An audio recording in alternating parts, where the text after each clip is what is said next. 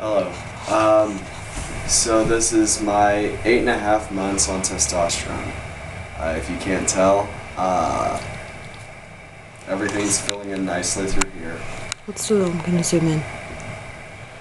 On your chin hair. Not by the hair on my chinny chin chin. Okay, sorry. Alright, so a few things happened this month that I'm excited about. I came forward with all of my co-workers. I just said to hell with it. I was tired of being referred to as her, just simply because they knew me before the transition. So I had a startup meeting and I said, you know, just point blank, I made it quick and simple and said, you know, here in a few months, which this is all based on money. I wanted to do it sooner, but here in a few months, I will be changing my name from Danielle Renee Schrum to Daniel Reed Schrum. And for those of you that don't think you heard me correctly, I am transitioning from female to male. You know, my area had never been quite as quiet. I could have heard a pin drop, and everybody was just like... And I heard two inspectors in the back say, that took a lot of balls. And of course my first thought is, yeah, I'm working on growing those, so... But so far I haven't had anything bad with any of my coworkers. They're all pretty supportive. I had a few questions because like nobody had dealt with this kind of thing before. And I actually had a few guys come up and shake my hand and high-five me, and just all around the main thing I heard was that took a lot of courage. And it does. It's a lot easier to try and go to, well, I did go to HR, but there's only so many things they can do before you just have to step up and do it yourself. You know, it's a lot easier to either hide in the shadows or go to HR or just not do anything. But, you know, this is the time, this is the age where if we want rights, people have to know about us. And as of right now, my HR is currently pushing corporate HR to get my surgeries covered.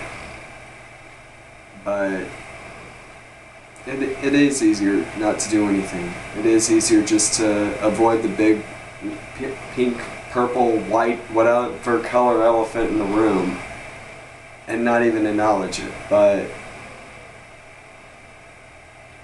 I've lived my life. I'm going to be 30 years old in March.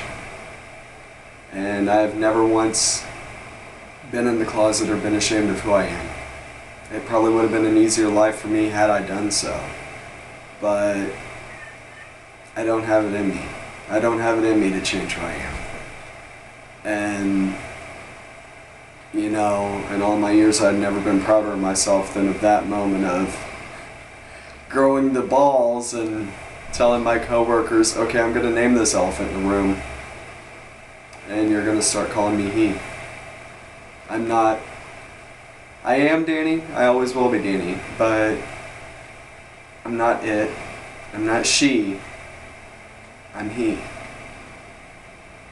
And I'm that man over there in the room that that nobody wants to acknowledge or talk about because everybody's afraid of it.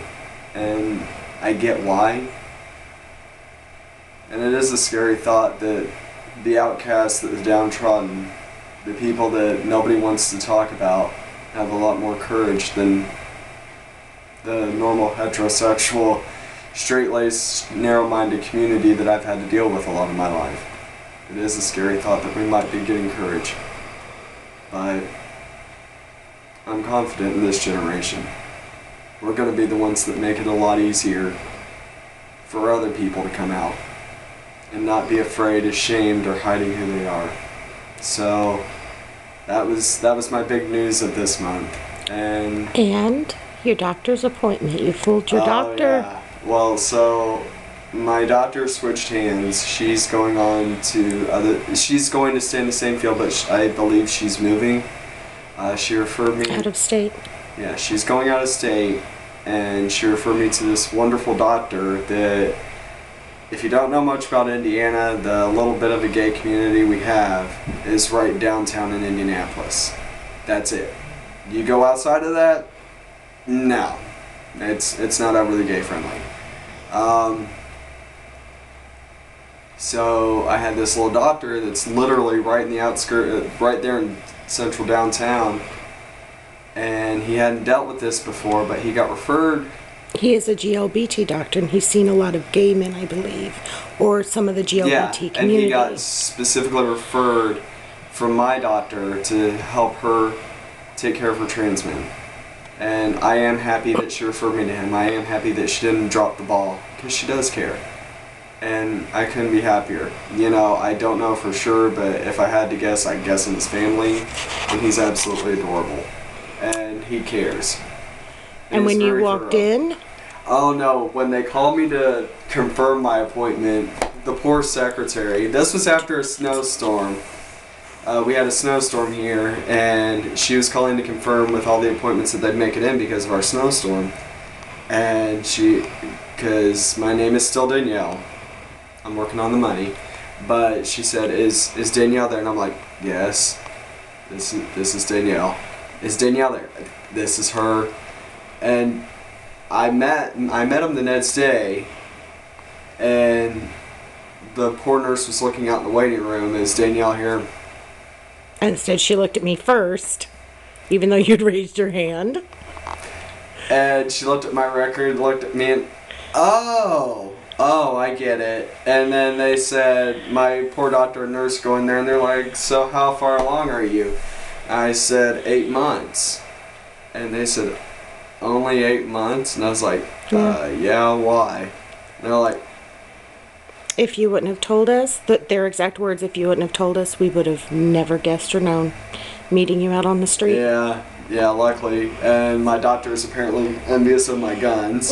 So, yes, he was very envious of your physique, yes. So, it's been good. It was a good feeling. You walked out of the office on cloud 9. Yeah. So, it's been a pretty busy month, and with my bonus this month, I'm going to file my name change, and I'll get my sex, change all my paperwork. So that's it. I hope to talk to you soon.